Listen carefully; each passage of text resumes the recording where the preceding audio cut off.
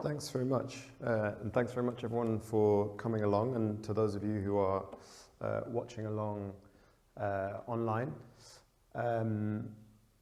So yeah, there's a QR code, there's a few QR codes embedded throughout this lecture, which I hope you will have a scan of, because there are a few asks of you as participants. Normally I get asked at the end of this talk, like, what can we do? You know, you've laid out the picture, it seems really bleak, or it seems that there's a real opportunity to take action in the face of this bleakness. What can we do? Well, one of the really, really small things that you can do is scan the QR codes that I've shared with you and just sign up to hear more about our work at War on Want. And there's a specific ask that I'm going to invite you to participate in at the end of the talk as well. In terms of what the talk's going to contain, I wanted to start with the picture of climate breakdown and where things are and what the situation is. I'm sure many people here are familiar with the headlines, and I won't go into too much detail on the climate science. I'm not a climate scientist, but I will share some of the latest kind of findings about what the impacts of climate breakdown mean for people, particularly in the Caribbean, because I think the Caribbean is a region that's on the front lines of climate harm. And the situation for the Caribbean region is kind of mirrored in various ways by the situation facing people in different parts of the world. So similar situation facing people in the Pacific, similar situation facing people in parts of Central and South Africa, similar situation facing people in the Middle East, in Asia more generally, and in Latin America. But the examples I want to draw on come specifically from the Caribbean region, because that's where I've conducted research and where I have family. And I think looking at the Caribbean, it's really important. You can't look at the Caribbean and the situation with regards to climate breakdown without paying attention to how and why the region was formed in its current model and its current mode. And that's where the questions of colonialism, racial capitalism, and imperialism come into dialogue with the climate crisis. And so the lessons that we learn from the situation in the Caribbean can be applied to those other contexts that I mentioned, although they're slightly different in each case, but they're really important for understanding why we haven't addressed the climate crisis, why climate breakdown remains such a threat to the vast majority of people globally, and similarly why some people stand to gain even as climate breakdown unfolds.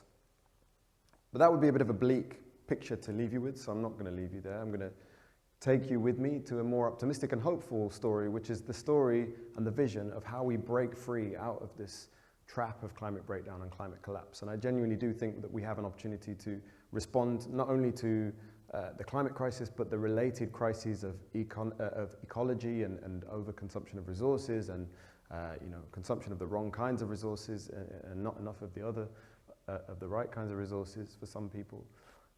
As well as the crisis of inequality and the crisis of our economic system. So we're going to look at the idea of repair and climate reparations, and how climate reparations could be a key part of addressing the harms that people in the Caribbean region and equivalent or other regions around the world face. And finally, I'll conclude by sharing some research that we've produced at War on Want, which is a kind of a set of interventions that we propose that would help us to move towards a just future, away from climate collapse, towards a just, equitable and ecological transition. But we do have to start with where we're at, and the situation in the Caribbean region is pretty bleak. Caribbean states, along with other small island states and other climate vulnerable nations, came up with this slogan, 1.5 to stay alive. And this was around the time that governments and scientists were in dialogue around what might be a safe limit to global heating, what might be a safe upper limit of emissions that we should permit in order to stabilize temperatures at that limit. And that limit that for small island states was 1.5 degrees. Notably, richer countries like Japan, the UK, the US, Europe, said that the figure should be 2 degrees. And so the ultimate agreement that was reached was that countries would aim for 2 degrees, but would try and also hit this 1.5 degree target. Why 1.5 for the Caribbean and other climate vulnerable states? Well, it's partly because the Caribbean region is exceptionally vulnerable to the impacts of climate breakdown. So you have in the Caribbean region nation states like Haiti, which is one of the most indebted countries in the world, the most indebted country in the Western Hemisphere, Dominica, Bahamas, Barbuda.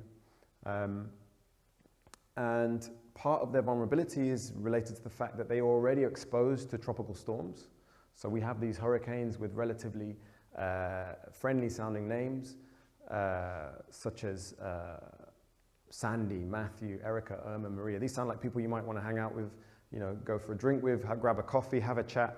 Sadly, they're not. They're the named storms that have wreaked devastation across the region. And as the second point there shows, the research is determining that these hurricanes are becoming more intense and more frequent as climate breakdown unfolds. So, for instance, Hurricane Matthew in 2016 caused over $1 billion worth of damages in 4 separate countries. Hurricane Maria caused 91.6 billion. And Hurricane Beryl was so destructive to the countries to the country of Grenada that the World Meteorological Office, who named the storms, decided to retire the name Beryl from use forever. So there will never be another hurricane called Beryl because Beryl was so destructive. It led to, it was one of the first and only storms to form, to turn from a Category 5 hurricane in just 42 hours. And there are only 7 other Atlantic storms throughout history which have managed to achieve this rate of intensification. And this rate of intensification is entirely linked to the energy that's being stored in the oceans and the fact that the average global temperature is rising. And this is just a portend of what's to come. Again, we could look to other parts of the world that are vulnerable. So we could look to the Philippines, where just last week there were a series of really intense super typhoons. I think there were 5 in the space of a few days. This is unprecedented. This is what climate breakdown means for those countries that are particularly ill affected. So here in the UK, where we're based right now, you know, we've seen, I mean, it's very warm for October. That's one kind of anecdotal data point.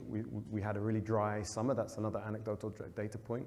We had more rain in a period last week or the week before than the entire average month of September. However, those whilst those might be disruptive in their own way and might indeed cause excess deaths through heat stress and so on, or might impact crops through drought, they're nowhere near as devastating as the impacts of a Category 5 hurricane that turns from a Category 4 to a Category 5 in just 42 hours. And this is why scholars who've been studying the impacts of tropical storms have said, look, this is going to cost billions, if not trillions, to try and salvage some kind of semblance of stability for people who live in the region, because every time one of those storms hits, it destroys people's homes, it destroys their crops, and as we'll see shortly, you're going to need a significant amount of resources to be able to respond to and address these harms. Another report recently produced shows that there are other impacts beyond the hurricanes. So we have hurricanes, but we also have droughts, we have flooding, so have perhaps not enough water, too much water at other times. And yeah, all the things that are associated with that in terms of crop failures and so on. The key point that I'm making here, and hopefully I've made it, but just to reiterate it, is that the harms of climate breakdown are unevenly distributed. So we are not as exposed to the harms of climate breakdown here in the UK right now as people who are sitting in the Caribbean are. Another point that I want to make is that this vulnerability, this exposure to harm, is not natural. So hurricanes are a natural phenomenon, but the fact that Caribbean societies don't have concrete hurricane defense shelters is not a natural phenomenon. That's a product of how we've organized our economies and societies such that people in the region don't have the resources to go to a hurricane shelter, where other people have many resources. So here's Richard Branson in the Virgin Islands playing the dice game of Perudo, which I played it myself, quite enjoy it. But the thing that's happening in this picture is that he's playing Perudo during Hurricane Irma, which at the same time is wreaking the devastation that you see in the other picture on the screen onto the British Virgin Islands. to the extent that hundreds of people lost their homes. As you can see, these homes that have been destroyed are not built to withstand hurricanes, often because people just don't have the money to build homes that can withstand hurricanes. And yet, on another one of those islands, there is a billionaire sitting in his bunker playing a dice game, drinking red wine. That's not a natural outcome. That's an outcome that's produced by a feature of the fact that we have inequality in our societies. That means that someone can hoard wealth to the extent that Richard Branson does, and other people are scrabbling to get by with corrugated iron and board houses.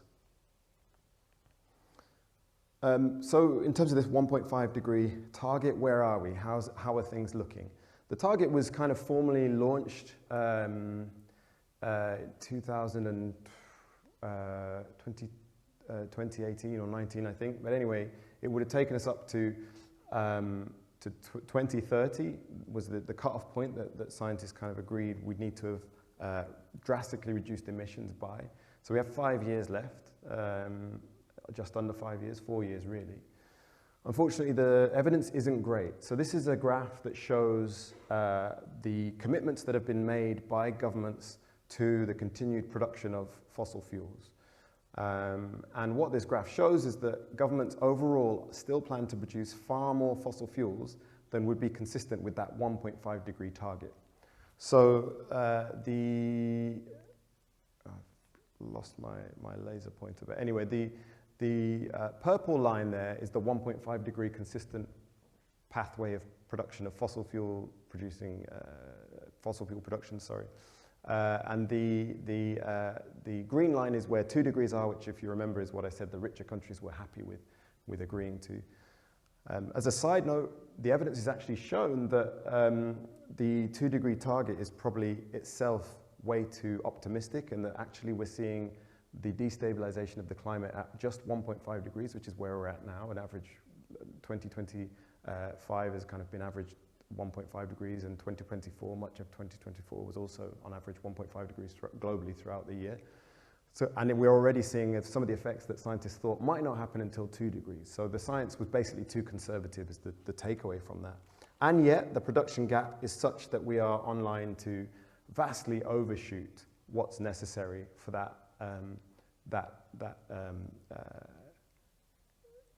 the necessary pathway for 1.5 degrees. This is why we have headlines such as, we're likely to hit 1.9 to 3.7 degrees of warming. I mean, 3.7 degrees of warming doesn't even bear thinking about. It sounds small, and it's a small shift from 1.5 degrees. You might turn the thermostat in your house up by 2 or 3 degrees, and you would notice it, but it wouldn't be catastrophic. In terms of the global climate system, that's existential. It's entirely catastrophic. And indeed, yeah, we're online or on track rather to exhaust the planet's capacity to absorb excess carbon and keep us under 1.5 degrees within 3 years, which is why so many scientists are kind of reporting them being distraught, despair, and somewhat hopeless. And it's why, if you take the position of the Caribbean region, Caribbean politicians, citizens, campaigners, policy people, scientists, they say climate breakdown represents an existential threat. It's not just potentially going to have negative impacts, it's potentially going to see the undoing of the Caribbean region as somewhere that's hospitable to live. So it really is a profound threat to Caribbean livelihoods. And that throws up the question when we're thinking about, why is this happening? What's the production of vulnerability? Why are some people more exposed than others? The question of whose lives matter. And again, as I said, this vulnerability is not natural. It's been produced by the way that our societies have been organized, and that means that it can be reproduced along different lines. And that's, for me, the hopeful kind of takeaway from this point, that it's not natural. It's that we can change it. Indeed, figures like Dr. Ulrich Trotz, who I met when I was doing fieldwork in the Caribbean region in Belize, he's one of the prominent Caribbean climate scientists, he kind of said, look, it's not that we don't have the resources, we have the resources.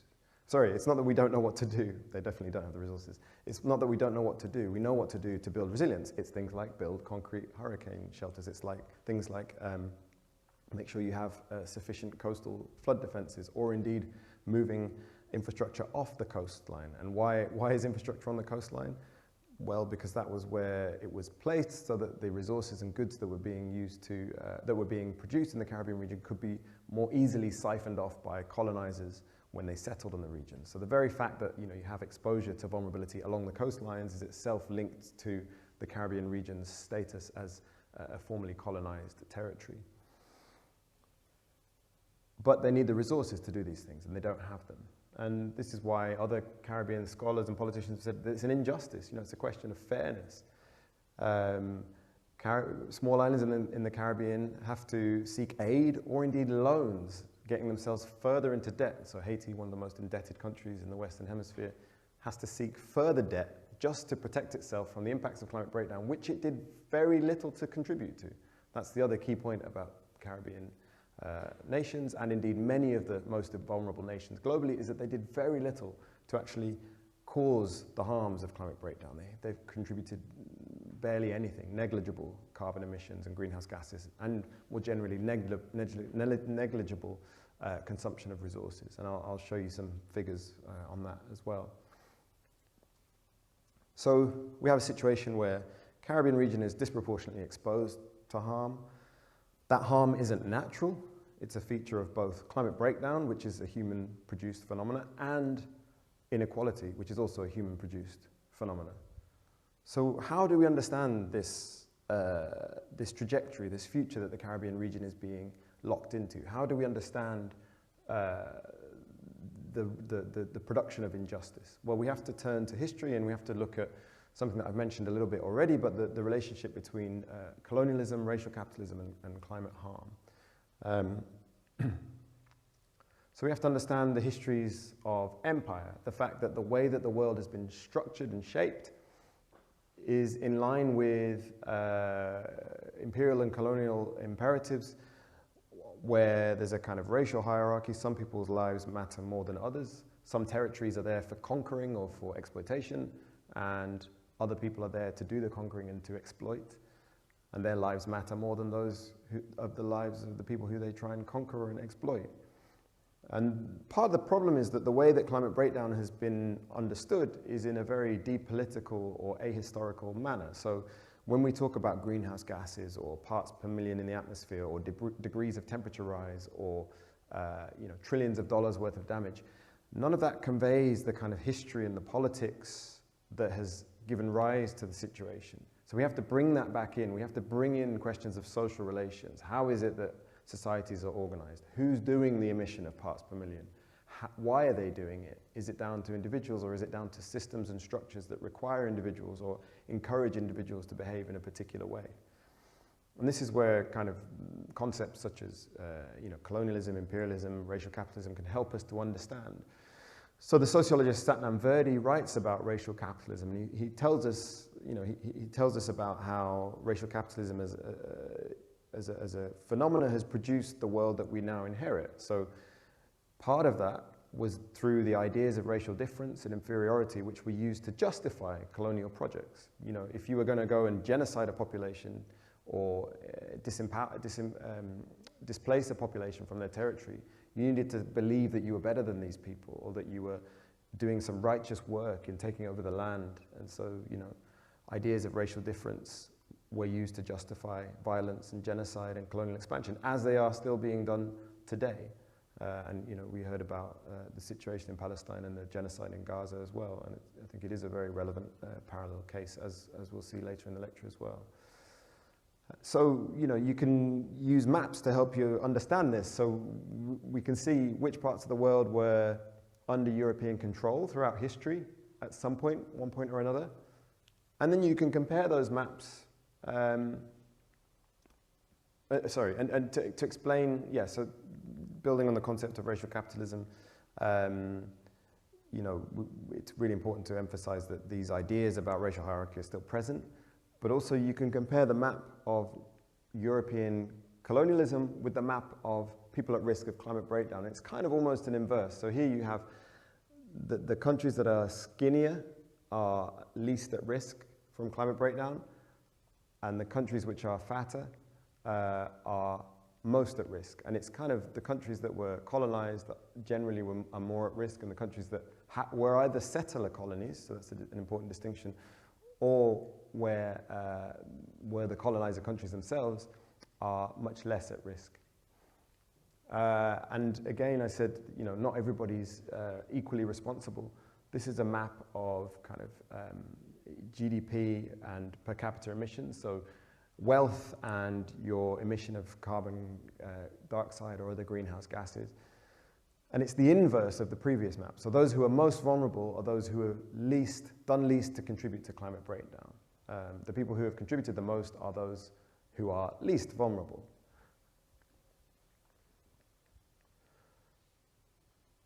And to understand why that's the case, again, we have to turn to history. We have to look at how colonialism and imperialism have shaped the contemporary world, how racial capitalism as a kind of a context underpins contemporary inequalities which are at the heart of climate vulnerability. So here you have a chart which shows, and I want you to pay attention to the red and the yellow lines. It shows that, you know, historically, if we go back 500 years, which is kind of when colonialism is widely understood to have started, India and China were extremely productive in terms of world GDP, share of world GDP. Then you have a period of colonialism and occupation of India, and you have kind of probably around here, you have the British kind of, occupying parts of China and the Opium Wars and so on. And so we have an inverse correlation. You get Europe and the UK becoming, Europe and the USA becoming richer as colonialism unfolds, and you get quite significant population centers such as China and India getting poorer. And that position is the same today. At the moment, recently there's been research which shows that growth in the global north depends on a $10 trillion annual extraction of land, labor, energy, and materials from the global south. So this is by the scholar Jason Hickel, who's analyzed some of the flows of energy, of labor, of land, of energy,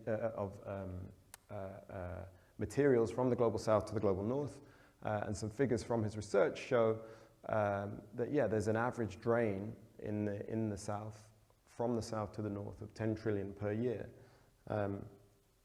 So those same systems of hierarchy and of kind of prioritization of whose lives matter, of who is entitled to consume and use or overuse the world's resources, are still present today as they were in the colonial period.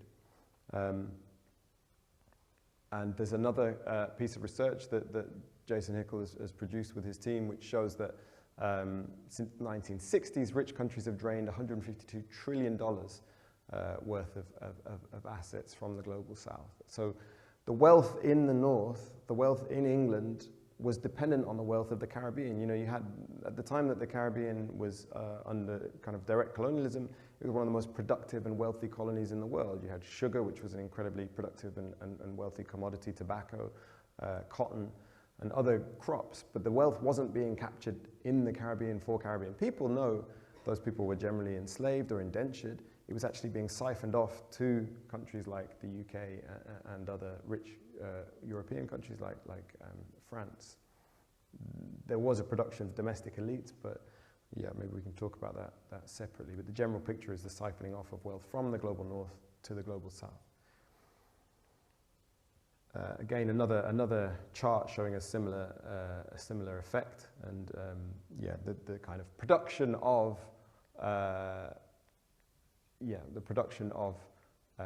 India's kind of poverty, if you like, by the British Raj and control of India and Indian commerce by the East India Company of Britain.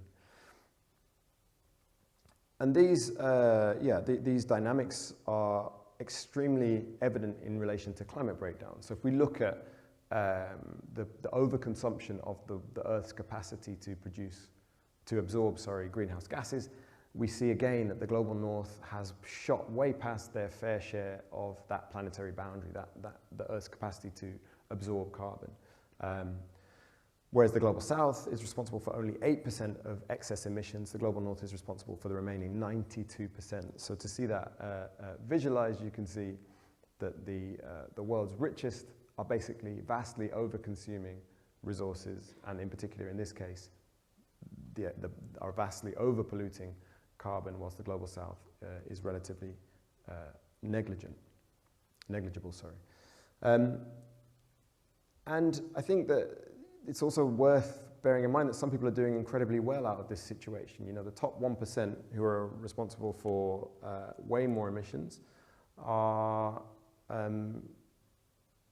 enjoying kind of an extremely resource-rich life. I mean, there are questions, and I think we should ask them because I think it helps to unlock some of the solutions about how happy people are in rich societies. And, you know, we could think about the broader 10% of top income earners globally and whether or not, you know, rates of exhaustion, ill health, mental ill health, and so on are satisfactory. I think patently they're not, you know, with instances of mental illnesses ballooning and stress and anxiety on the rise, even for those who are doing relatively well globally out of the uneven consumption and distribution charts. And there was a piece of research that I saw the other week which kind of spoke to this,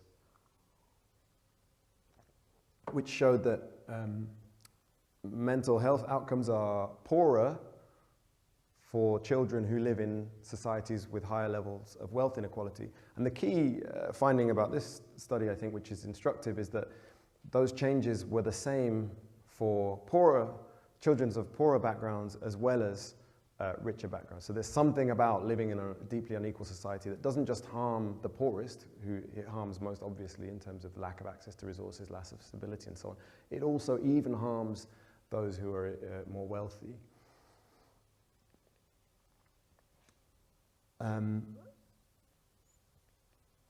Essentially, I guess the point that I want to make is that the system of racial capitalism, which we inherited as a legacy of colonialism and imperialism, is an extremely good engine for redistributing wealth upwards. So what we see isn't just a stability where you have a hierarchy of people who are doing really well at the top, but actually the people who are doing really well at the top continue to do much better than everyone else increasingly over time. And this is kind of really skyrocketed since 2000 and the COVID pandemic.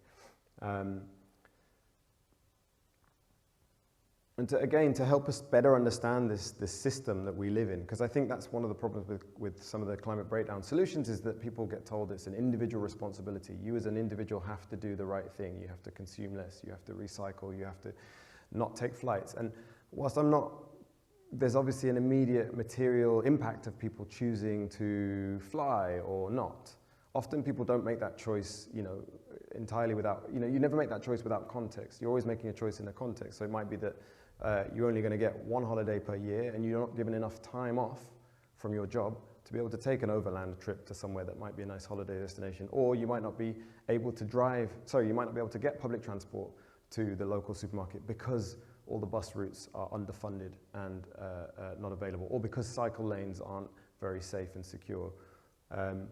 So there's a system and a structure that we need to understand, which is producing this dynamic, which is producing the inequality, it's producing the emissions, it's producing the situations and contexts within which individuals are making decisions that produce emissions. And that is one of racial capitalism.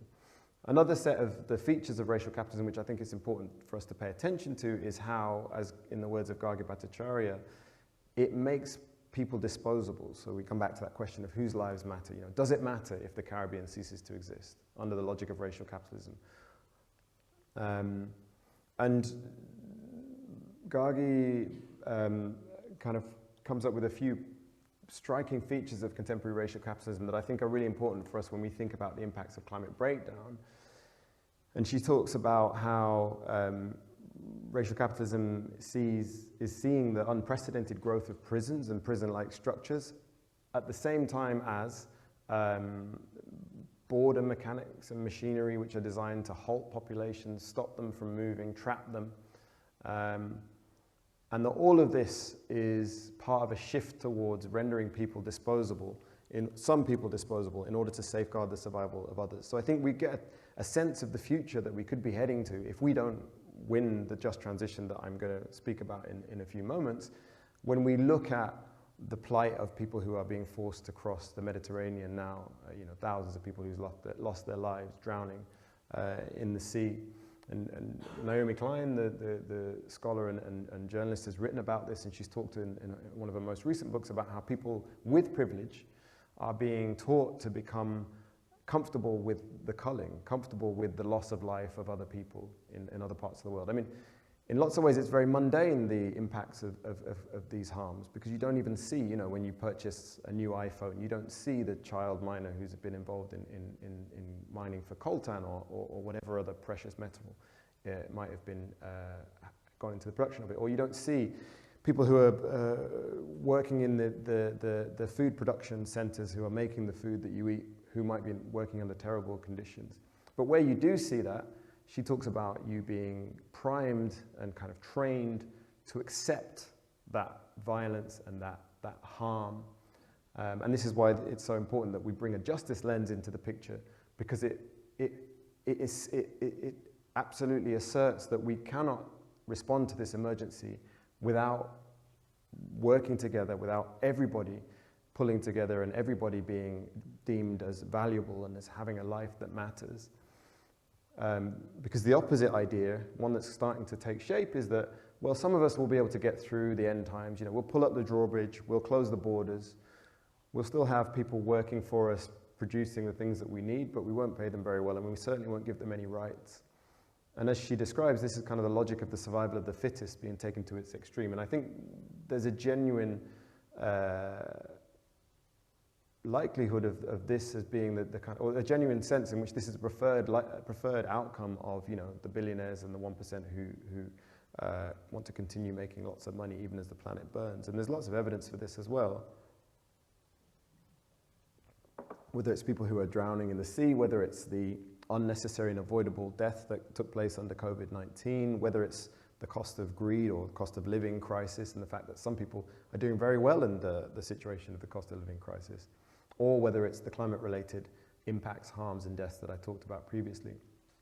To go back to the situation in Gaza, at COP28, the Colombian president made the link very explicitly, where he said that genocide and barbaric acts which are being unleashed against the Palestinian people is exactly what awaits those who are fleeing the climate crisis in the global south. He says that the anti-immigration behaviors of rich countries, we can see them. We already know that the exodus being caused by climate breakdown will be responded to with violence, barbarism, and harm. And he says that this is what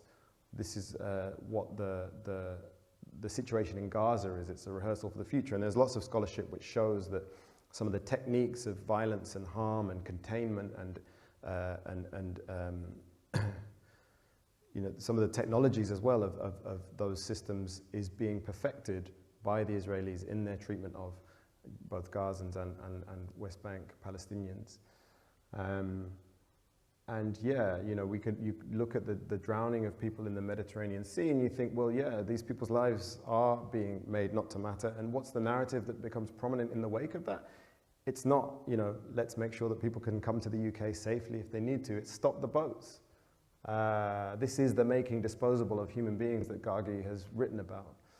And most recently, you know, the trend is only continuing in that direction by those in power, those who want to continue the current kind of system with threats to remove citizenship from people who already have it, or at least threats to make people more precarious in their migration status. And I think, yeah, we're facing a situation where instead of targeting those who are most responsible for the climate, the systemic production of climate harm, billionaires and their media lackeys are trying to tell us that the people who we should be paying our attention to, who should be bearing the responsibility for this, are migrants and are people who have very little, people who have done very little to cause the harms that they're actually claiming that we're suffering from. And I come from Birmingham, where this kind of recent wave of erecting flags has been pioneered, and it's quite concerning how, yeah, the far right is making a lot of progress under the early conditions of climate breakdown and early conditions of economic inequality that we're seeing at the moment, because things are only going to get worse if we go back to that science that we looked at in terms of the production gap of greenhouse gas emissions, in terms of the trajectory for global warming and global heating, sorry. And yeah, indeed, the far right across Europe, this is a European example, but we know globally, and you can look to the US, you can look to Latin America, you can look to other parts of the world. The far right is kind of trying to make the most of the current sort of disorder and breakdown by kind of pandering with, by proposing false solutions such as blaming migrants, blaming those who are already most precarious and exploited. But, he says cheerfully, there is a different way. And I think that different way involves centering on questions of justice, repair, redistribution, because we're not locked into that future, the future of farage and of bordering, of untold violence and suffering. There is a different future, which is one which would pay attention to the histories of colonialism and imperialism and would try to undo them through processes of repair, and which would go beyond just kind of redressing the harms of colonialism and imperialism, but would undo the harms of racial capitalism writ large. So it would involve wholesale redistribution. That's the only way we can respond to the climate crisis, alongside the system which produced it, which also produces the crisis of inequality, which also produces the crisis of ecology, which also produces the uneven distribution of resources between the global north and the global south.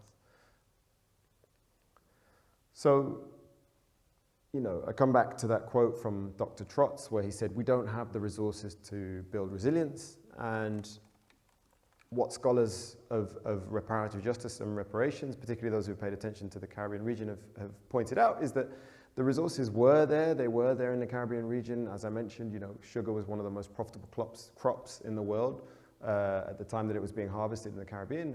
Why? Partly because it was based on the unpaid labor of enslaved Africans. And what was that sugar, what were the proceeds of the sale of sugar used for? Well, partly the sugar was used to feed the working classes of cities like Manchester, Leeds, Birmingham. But it was also used to buy the capital to kickstart the Industrial Revolution.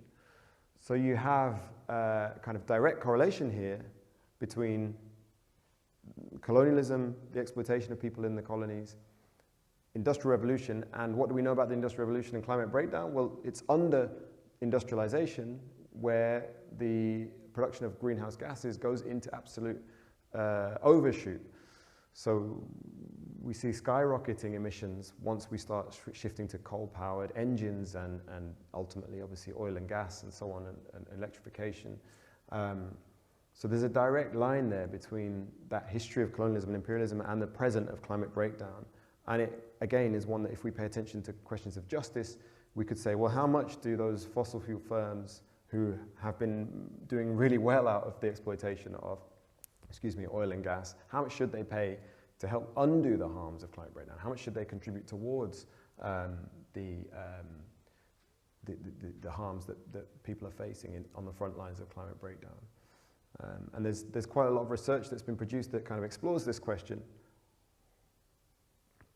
Last year at the International Climate Change Talks, this was one of the big questions that was being discussed, was kind of how much money should rich countries pay towards global south countries as a form of repair to address the unfair situation that those rich countries have benefited from the exploitation of oil and gas, and they've built up their infrastructure, they've got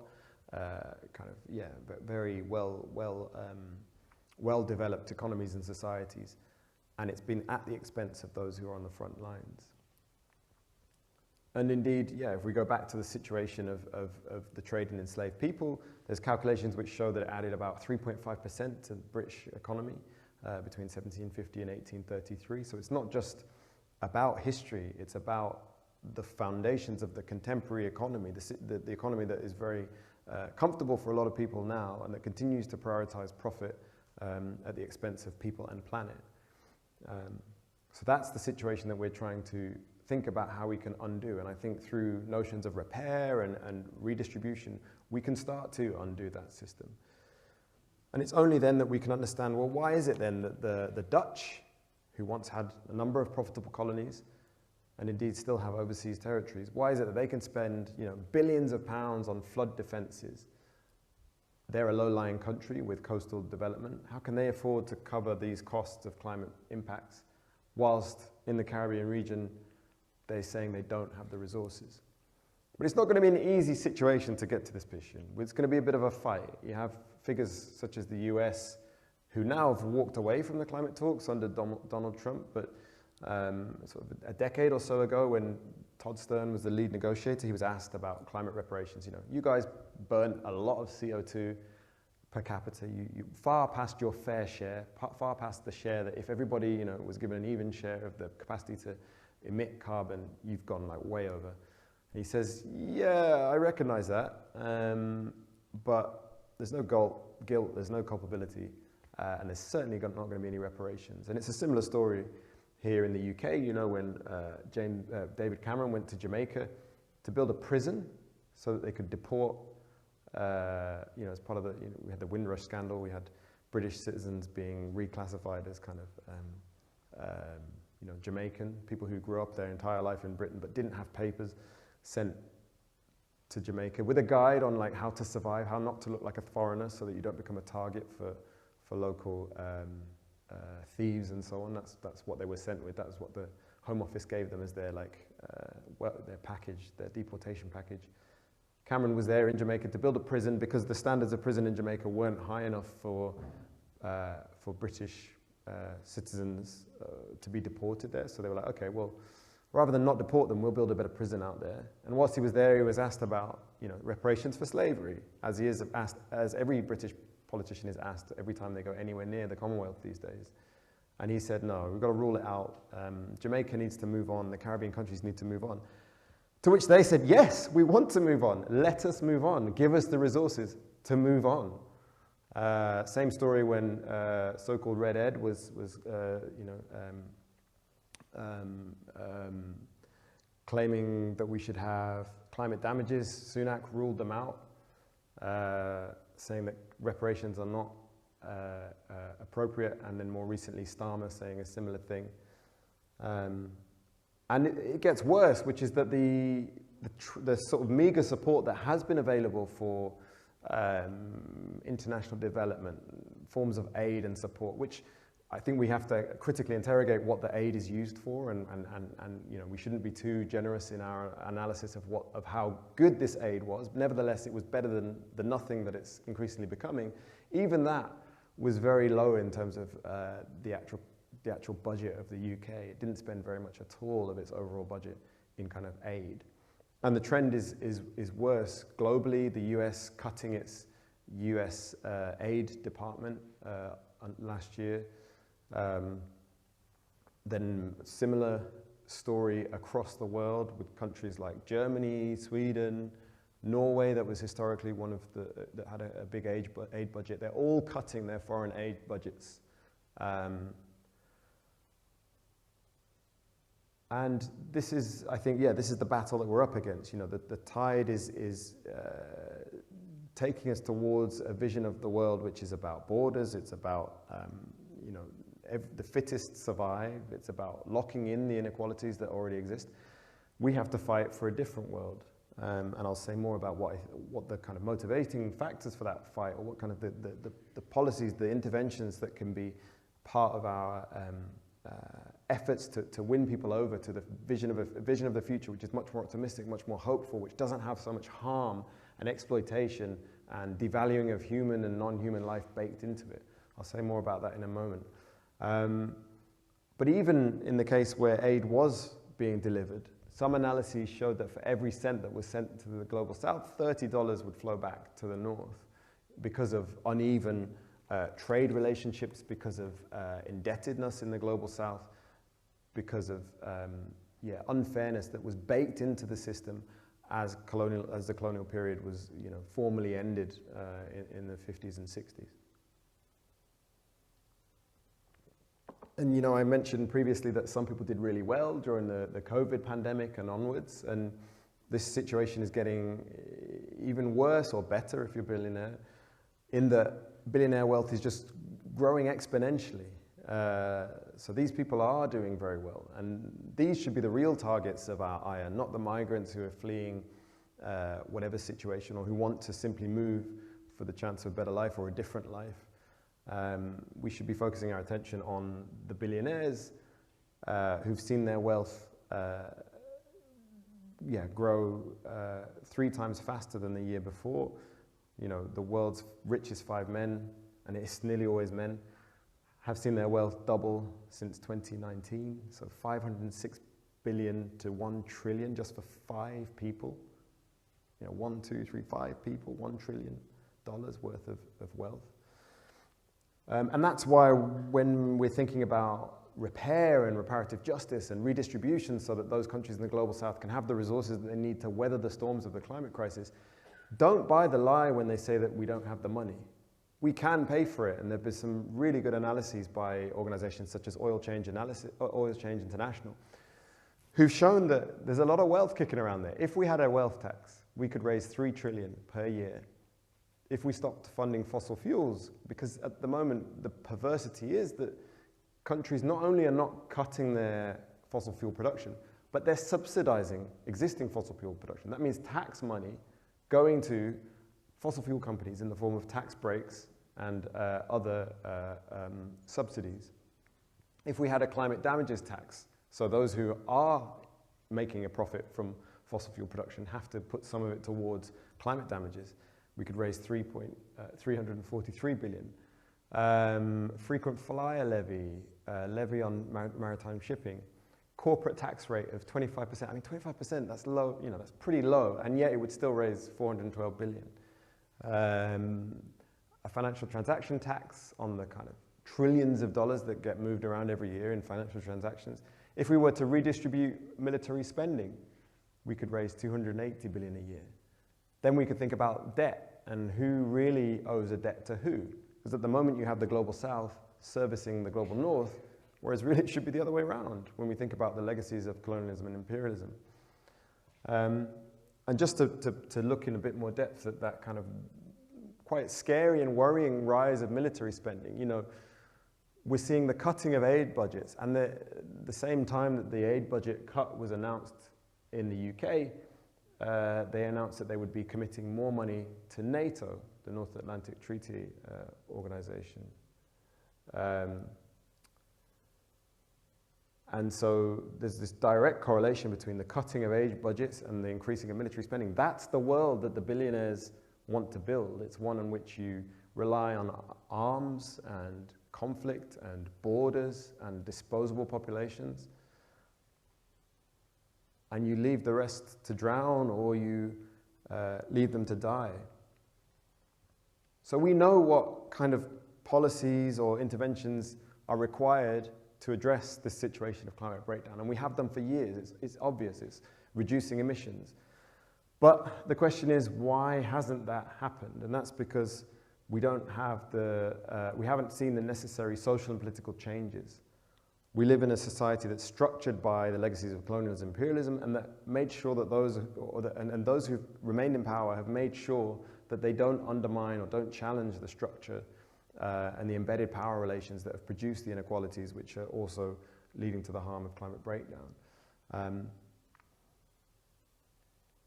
So I'm just going to end with a few kind of more optimistic and I hope sort of visionary ideas about what kind of an alternative world we could build instead of this world of collapse, instead of this world of breakdown, bordering violence and harm. Because I think that's where the optimistic story is, and I think that's what's going to get people's support. And I'll give some evidence in support of that claim as well. So, you know, the current system is one of injustice. It's where climate breakdown hasn't been treated as an ethical issue. And that's why the definitions of climate justice are so important. I realize I'm a bit behind on time, so I'm just going to skip to the solutions. We could have had a little bit about Elon Musk and his involvement in the Bolivian coup, but we're not going to. And we could have a little bit about, you know, how you can't just swap out one source of energy for another and hope that everything's the same if you don't address the crisis in public services, in the livability of cities and so Instead, I'm going to go straight to the Just Transition Rising movement, which is a kind of, a movement of people who are getting together and saying, we're not going to stand for this current system. We're going to make sure that the fascists, the billionaires, those who are condemning us to a bleak future of all against all, of the survival of the fittest, we're going to, take back power from them. We're going to demand fair wages. We're going to demand better societies. And this is where the report that I helped to write for my organization, War on Want, I think gives some ideas and some evidence about the kinds of changes that we could see to help build the societies that would allow for justice, that would allow for repair. As part of our analysis, we say that any proposition, any kind of measure, any policy measure that's proposed in response to climate breakdown should meet 4 tests. Firstly, is it going to help us to avert climate breakdown fairly? So this question of fairness is central. Is it going to help to secure global inequality? Because it's all very well and good if you swap out, one source of energy for another, but you leave the majority of the world's population in situations of precarity or at the bottom of a deeply unequal scale. And the climate crisis isn't the only ecological crisis that we face. We're vastly over-consuming all resources and destroying habitats and seeing species extinctions. So any policy that we propose must also allow us to thrive within the ecological limits of the planet, and it must help us to build those economic systems and political systems which undo those harmful legacies of colonialism, imperialism, which undoes racial capitalism, and instead values care and repair more properly. So I have some copies of the report for those people who might want a physical copy, but you can download this report via the QR code or go to our website and you can find it there. But essentially we have kind of 10 areas which we say are central to any kind of response to the climate crisis, which will address those 4 principles. The first is that obviously the global north has to pay its fair share to keep global heating below 1.5 degrees. That's just unarguable if we're going to meet the target of 1.5. Countries in the global south can't adapt. They're not responsible for the emissions, so it needs to be the global north doing its fair share. That's going to involve a completely different relationship to energy, and that's partly about ensuring a right to energy, but also making sure that there are guardrails on the extraction of renewables, because as I was going to talk about in relation to Bolivia, you can't just have a billionaire coming in and saying, we like the look of your lithium. We don't care that you've got a democratically elected government. We're going to take your lithium no matter what. We're going to dispossess people who are living in the communities near the lithium mines, for example. So it requires guardrails on the development of renewables. They're not a panacea. It also requires acknowledging that people need universal basic services. They need a universal basic income. They need fair living wages and they need fair working conditions. People need to be able to live with dignity. That's something that I think everybody wants, and it's something that we can say is part of the response to the climate crisis. It's what will help to get people on board and in support of our transformative vision. It also has to involve making sure that everybody has the right to food and that food is produced sustainably and in line with the principles of food sovereignty, that people have access to land, the land that they need to live on, and water as common goods shared between us. It has to address the material limits that I talked about previously, the harms of mass extinction, the harms of overconsumption, the fact that in the global north people are consuming vastly more than they need of the wrong kinds of resources, making themselves unwell, stressed, unhappy, buying tap from wherever, plastic tap that will break and then just be thrown away. We have to shift our relationship to the planet's ecosystems. And we have to redistribute resources. There's no getting around it. There has to be radical equality, and not just between the global north and the south, but also within the north. So you have the north and the south, and then you have the south and the north.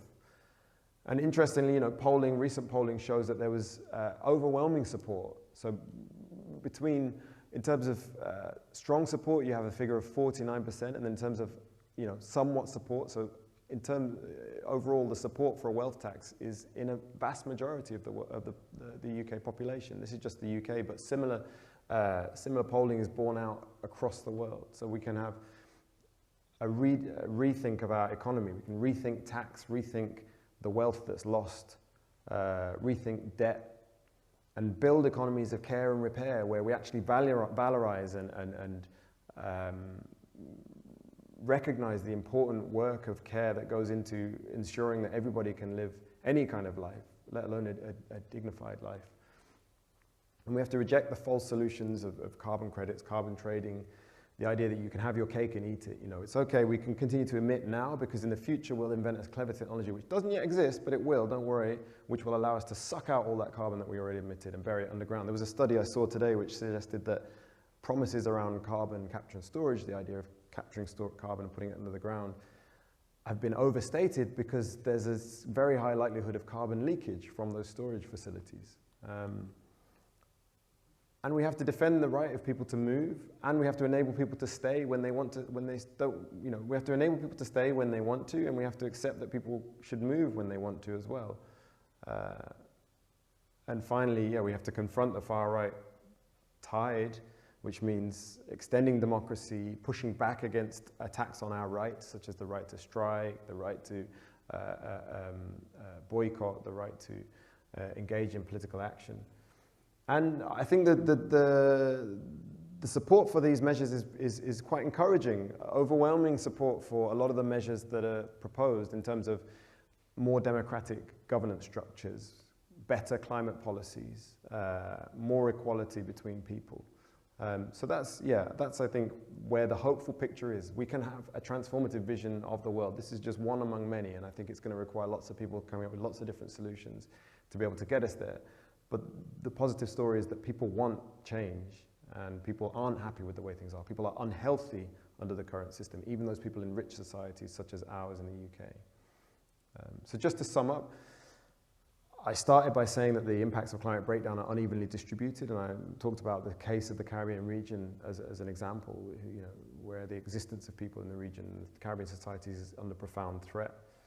I claim this was unjust, and that we have to consider the histories of empire, of colonialism and imperialism to help us understand the contemporary injustice as the legacy of racial capitalism, or racial capitalism is the legacy of colonialism and imperialism.